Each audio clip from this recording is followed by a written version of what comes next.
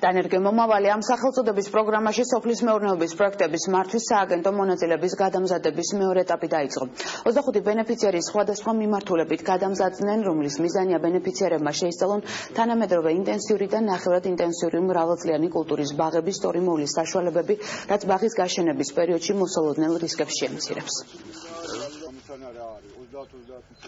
ჩვენ ვყოფებით ჯიღაურას მეურნეობაში, სადაც სოფლის მეურნეობის სამეცნიერო კვლევითი ცენტრის დახმარებით სახელმწიფო პროგრამა დანერგემომავლის ბენეფიციარებს უზრდებათ ტექნიკური დახმარება, რაც გულისხმობს მცენარეთა მოვლის გასვლის თეორიულს და პრაქტიკულ სწავლებას. სოფლის მეურნეობის სამეცნიერო კვლევითი ცენტრის ჯიღაურას ექსპერიმენტალურ ბაზაზე მიმდინარეობს სწავლება ტრენინგი მეხილეობაში.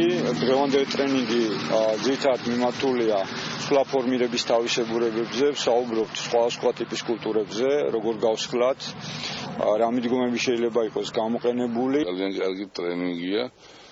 ისეთი რამეები ვისწავლეთ, რასაც ხილის მოყვანა, მოვლა, პატრონობა, მისი ფორმა, ფორმირება და რა ვიცი, ძალიან კარგი შეხვედრა იყო.